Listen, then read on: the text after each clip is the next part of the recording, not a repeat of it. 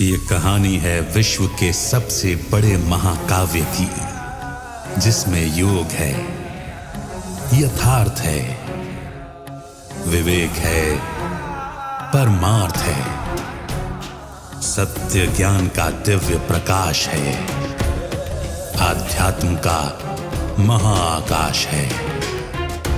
ये दर्पण है हर मन के विवाद का, दृश्य है आत्मा और परमात्मा के संवाद का, मानवता का होता है जिससे उद्धार।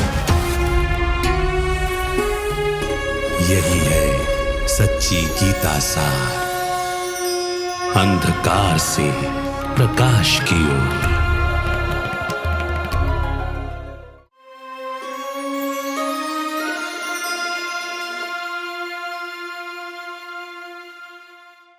नमस्कार। अंधकार से प्रकाश की ओर सच्ची गीता सार इस कार्यक्रम में आप सभी का स्वागत है। परमात्मा के अनेक महिमाओं में हम कुछ चीजें गाते हैं, कहते हैं, बट कभी हम उस पर विचार नहीं करते। हमें बस सुना है, किसी ने सुनाया है, तो इसलिए हम उसके फेस वैल्यू पे उस चीज को ज्यों का त्यों रटना शुरू करते हैं। कभी उन शब्दों पर गहराई से चिंतन भी नहीं करते। भगवत गीता सत्य सार में हम प्रयास यही कर रहे हैं कि उन पर गहराई से चिंतन किया जाए, तर्क के द्वारा उसके सार को समझने के सही प्रयास किए जाएं। ऐसी ही एक महिमा परमात्मा के अंतर्यामी होने के बारे में है। आज इसी विषय पर चर्चा करेंगे। हमारे साथ स्टूडियो में ब्रह्मा कुमार ब्रजमोहन भाई हैं। भाई साहब, आपका स्वागत है। ओम शांति। ये जो बात कही जाती है कि परमात्मा अंतर्यामी है, वो सभी के हृदय को जानने वाला है, हर एक के मन की बात उसको पता है। आप क्या सोचते हैं, क्या नहीं सोचते हैं, क्या करते हैं, क्या नहीं करते हैं। सिर्फ एक इंसान नहीं, मगर दुनिया में जितने भी लोग हैं वो क्या कर रहे हैं, क्या सोच रहे हैं, वो सब कुछ परमात्मा जानता है। ये बात हम बहुत पहले से सुनते आए हैं और इसे परमात्मा की महिमा के रूप में हम समझते हैं। मगर क्या ये बात संभव है? क्या ये बात सत्य हो सकती है? हम लोगों ने आरती बनाई हुई है जो हम रोज पढ़ते हैं, और उसमें परमात्मा की महिमा, परमात्मा के गुण, उनके कर्तव्यों का वर्णन करते हैं। तो उसी में आता है, तुम पूर्ण परमात्मा, तुम अंतर्यामी, पार ब्रह्म परमेश्वर, तुम सबके स्वामी, ओम जय जगदीश हरे। अब देखिए, तुम पूर्ण परमात्मा। क्या परमात्मा पूर्ण है? क्योंकि पूर्ण अपूर्ण के सापेक्ष होता है। या परमात्मा पूर्ण बनाने वाला है। यानी मनुष्य आत्माएं जब पूर्ण से कम हो जाती हैं, जैसे चंद्रमा का मिसाल देते हैं, जितने भी मानव की उन्नति और गिरावट के उसको चंद्रमा की कलाओं से संबोधित रिप्रेजेंट किया जाता है। 16 कला संपूर्ण पूर्ण चंद्रमा, चंद्रमासी, धीरे धीरे धीरे अमावस्या तक जाते हैं। तो पूर्ण और अपूर्ण, अपूर्ण से पूर्ण बनाने वाला गॉड है। वो कहता है कि मैं तुमको नीचे से ऊपर ले जाता हूँ। खुद तो पूर्ण नहीं है, पहली गलती। और उसी कारण से श्री कृष्ण को भगवान कहते हैं कि वो पूर्ण है, लेकिन पूर्ण बनाने वाला भगवान है। श्री कृष्ण को भी किसी ने पूर्ण। आगे चलिए, तुम सबके स्वामी। अब आप सोचिए कि जिसका परमात्मा स्वामी होगा वो कैसा होगा। किसी राष्ट्रपति के भी जो सेवक होते हैं उनका कुछ स्टेटस होता है। आज की दुनिया में जो सभी गुलाम हैं दुनिया में, तो क्या भगवान उनका स्वामी है, या माया उनकी स्वामी है, या रावण उनका स्वामी है, या 5 विकार उसके स्वामी है? तो वो भी गलत हो गया। तुम पूर्ण परमात्मा, तुम अंतर्यामी, पार ब्रह्म परमेश्वर। खुद कह रहे हैं कि हे परमात्मा, तुम पार ब्रह्म, ब्रह्म तत्व के रहने वाले हो। गीता में कई जगह कहा परम धाम मेरा घर है, और फिर कह देते हैं भगवान सब जगह है।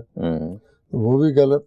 तो ये जो परमात्मा अंतर्यामी कहने की बात होती है, वो सही नहीं है। अंतर्यामी जो है, उनका मतलब यह कि हर चीज को वो जानता है। अच्छा, मान लीजिए वो जानता भी है, तो आप सोचिए कि किसी चीज का ज्ञान किस लिए रखा जाता है? दुनिया में लोग CID बनाते हैं जानकारी के लिए, और अगर किसी व्यक्ति को ये जानकारी है आज फलानी जगह टेररिस्ट बम फेंकने वाला है, तो जानकारी का प्रयोग करेंगे, उसको बम फेंकने से रोकने की कोशिश करेंगे, या बस जानकारी रखेंगे? अगर भगवान अंतर्यामी है और वो देख रहा है कि ये व्यक्ति एटम बम बनाने जा रहा है जिससे विनाश हो जाएगा, तो बस जान के वो चुप है, फिर अंतर्यामी का फायदा क्या हुआ? किसी भी नॉलेज इज पावर, तो नॉलेज के साथ परिवर्तन होना चाहिए। अब भगवान गीता की नॉलेज देता है तो विश्व परिवर्तन हो जाता है, और अगर वो अंतर्यामी उसी प्रकार से है कि सिर्फ जानता है तो उसका कोई मीनिंग ही नहीं है। तो अंतर्यामी शब्द जो है, इसके ऊपर हमें जानकारी लेने की, चर्चा करने की आवश्यकता है, क्योंकि आम तौर पे लोग कह देते हैं भगवान तो अंतर्यामी है, वो तो सब कुछ जानता है।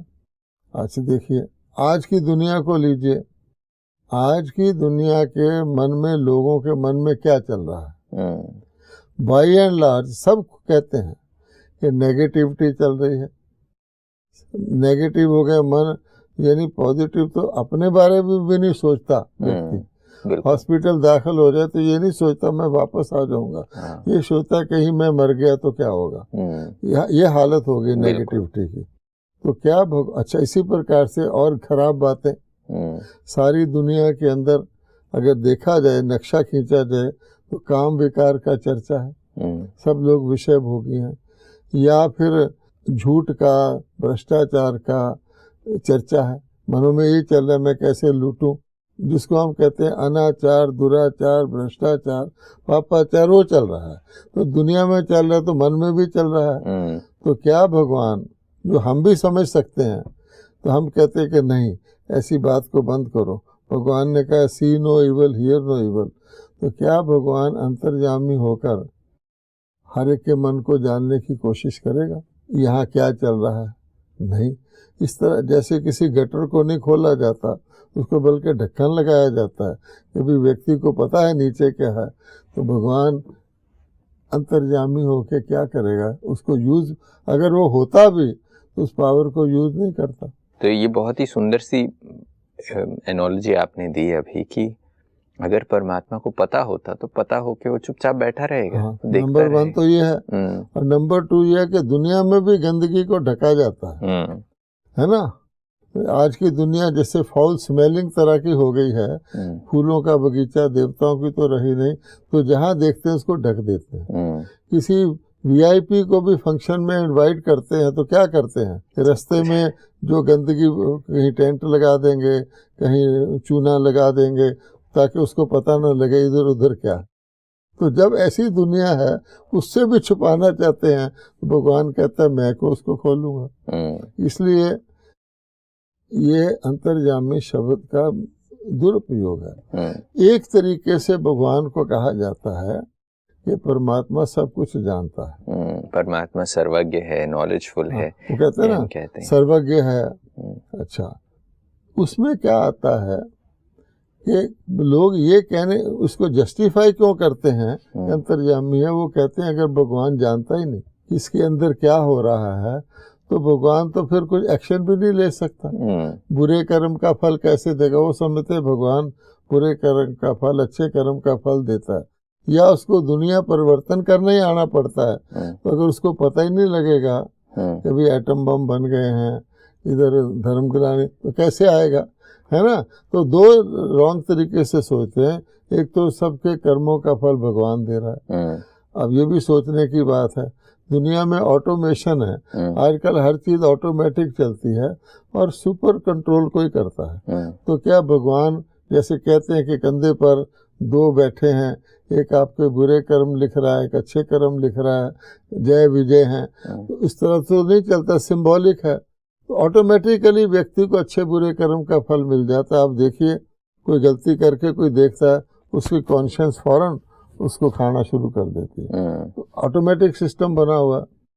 तो अब दूसरी बात क्या है कि भाई अंतर्यामी अगर ना हो, उसको पता कैसे लगे? पर भगवान कहता है मैं तो त्रिकालदर्शी हूँ, मैं तो भविष्य को भी जानता हूँ।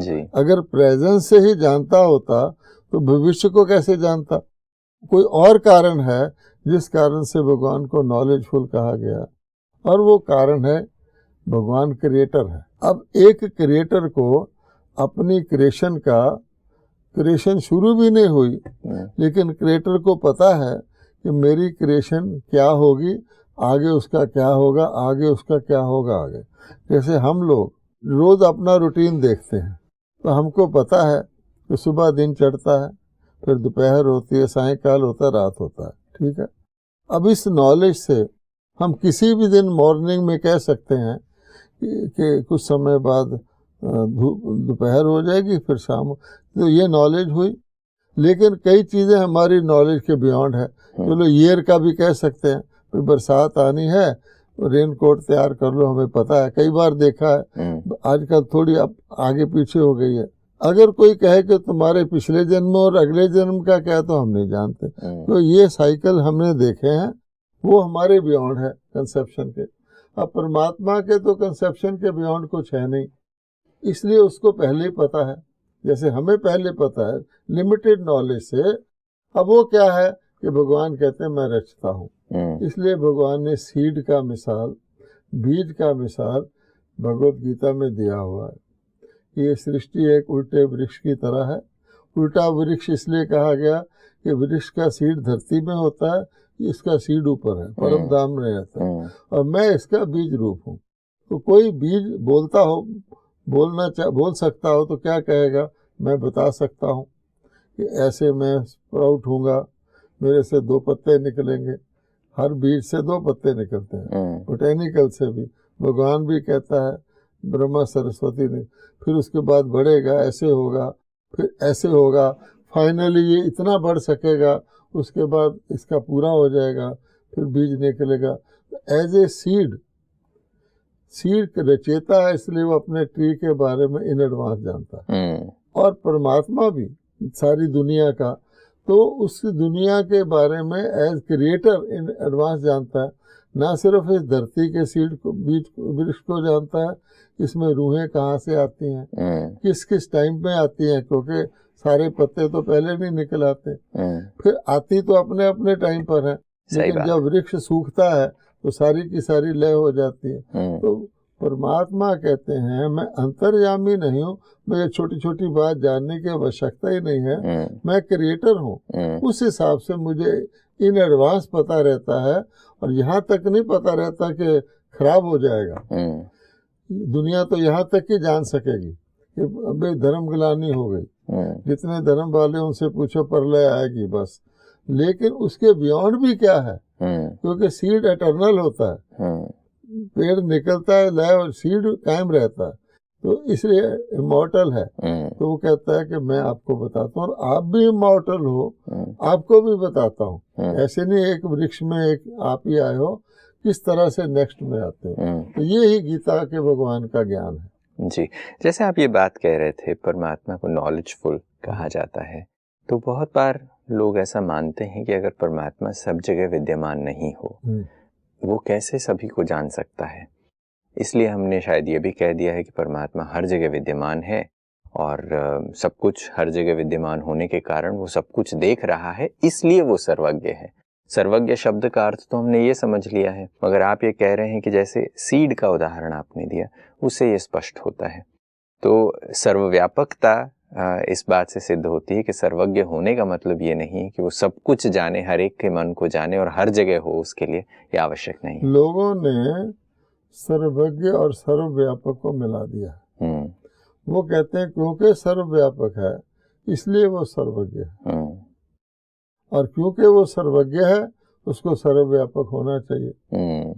वो ये भूल गए हैं, एक होता है सार और एक होता है विस्तार। तो सार जो है, विस्तार में सार होता है लेकिन वो गायब हो जाता है, लेकिन जब विस्तार को सार में लाया जाए तो फाइनली उसका ओरिजिनल स्वरूप ये सार है, इसी से विस्तार हुआ है। तो ये फर्क है। तो भगवान कहते हैं सार, जैसे हम हैं, अब हम विस्तार में आए हैं। हर व्यक्ति पहले बच्चा था, बड़ा हुआ, फिर एक लिमिट होती है जहाँ तक उसको बड़े होना है, उससे ज्यादा नहीं होगा। ऐसे नहीं कोई समझे कि बच्चा बड़ा होता होता आकाश में लग जाएगा। नहीं। जैसे आज लोग कहते हैं कि दुनिया की आबादी स्पीड से बढ़ रही है, कि बढ़ती जाए तो 200 साल के बाद तो खड़े होने की जगह नहीं होगी। लेकिन ऐसा होगा नहीं। क्यों? कि उसकी एक लिमिट है।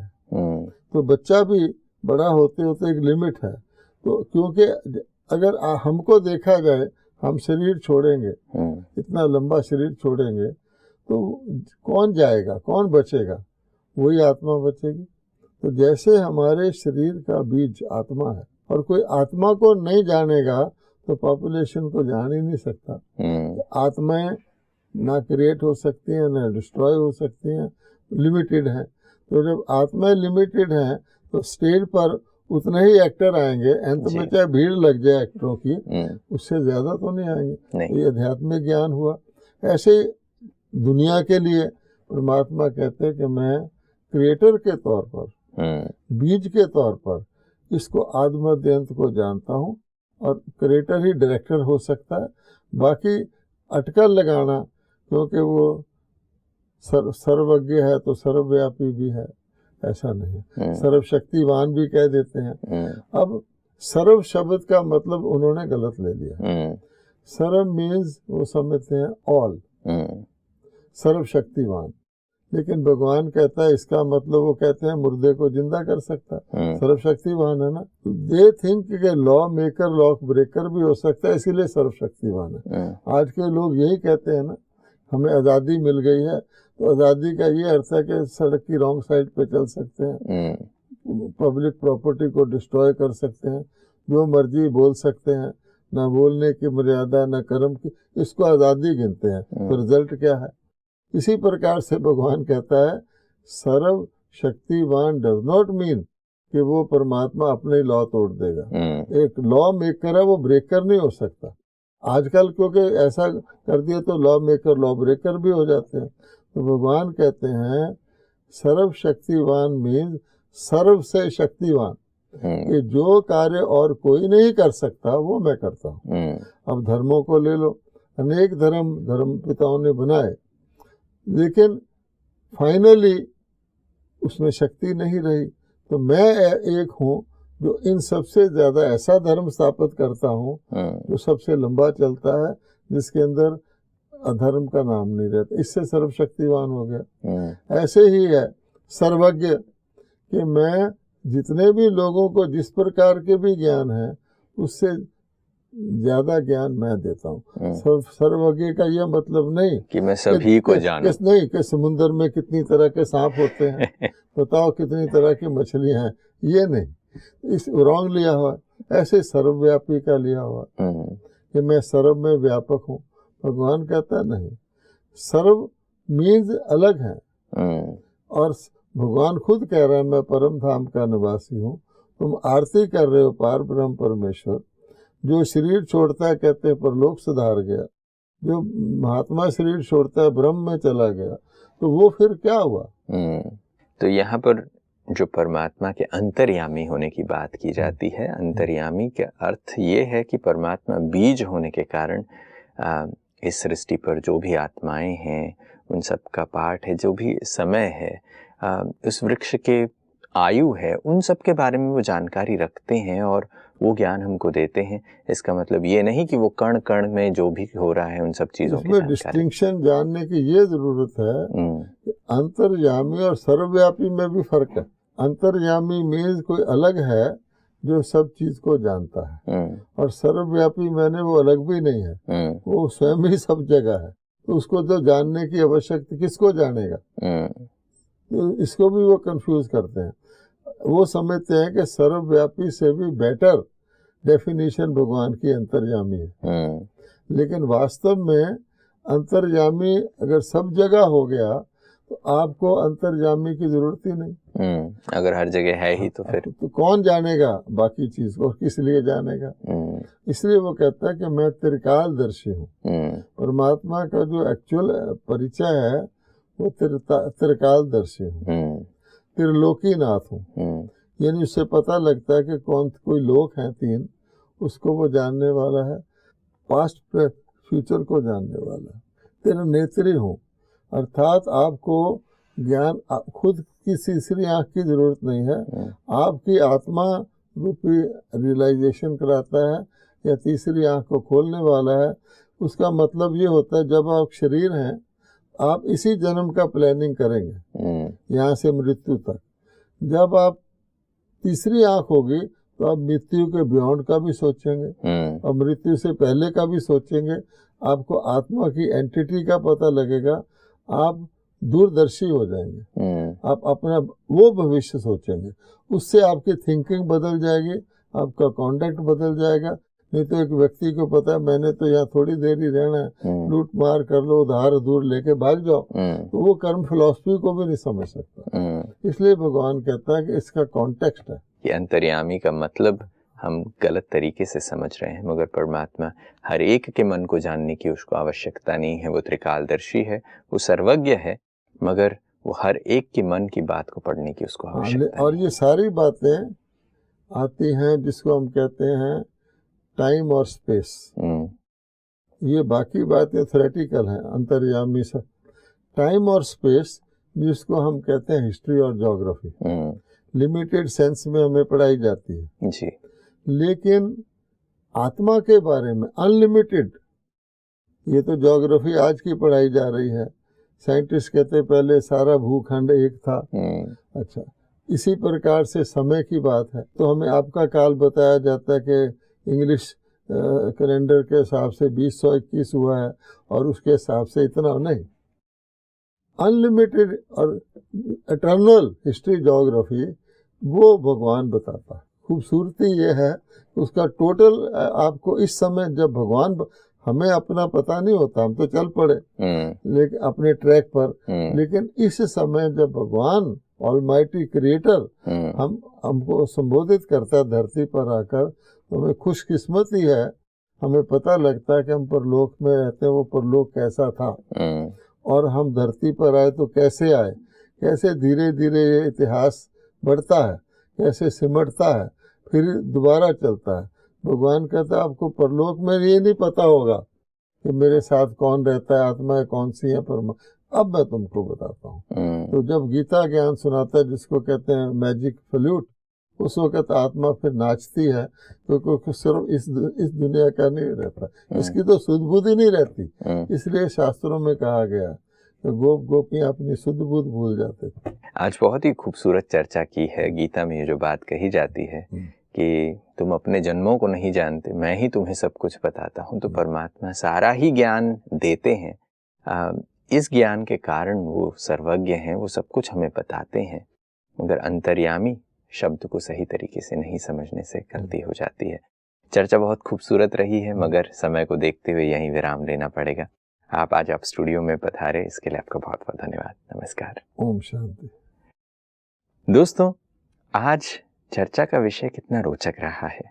हम अक्सर ये सोचते हैं कि परमात्मा हम सब के मन को जानता है, मगर क्या परमात्मा को ये सब जानने की आवश्यकता है? अगर वो सब कुछ जानता होता तो जब कुछ गलत हो रहा है किसी के मन में, कोई बुरा काम करने के बारे में सोच रहा है, तो परमात्मा जानते हुए भी चुप क्यों बैठता? सत्य अपने आप प्रस्तुत कर रहा है कि परमात्मा अंतर्यामी नहीं है। वो हर एक के मन को नहीं पढ़ते, वो हर एक के मन की बात को नहीं जानते। परमात्मा को सर्वज्ञ कहने का वास्तविक अर्थ ये है कि वो इस सृष्टि चक्र के पूरे ज्ञान को हमें देते हैं। जैसे गीता में बताया जाता है कि परमात्मा आकर फिर से धर्म की पुनर्स्थापना के लिए ये ज्ञान सुनाते हैं। आज की कड़ी में बस इतना ही। फिर कुछ और विषयों को लेकर आगे हाजिर होंगे। तब तक के लिए नमस्कार।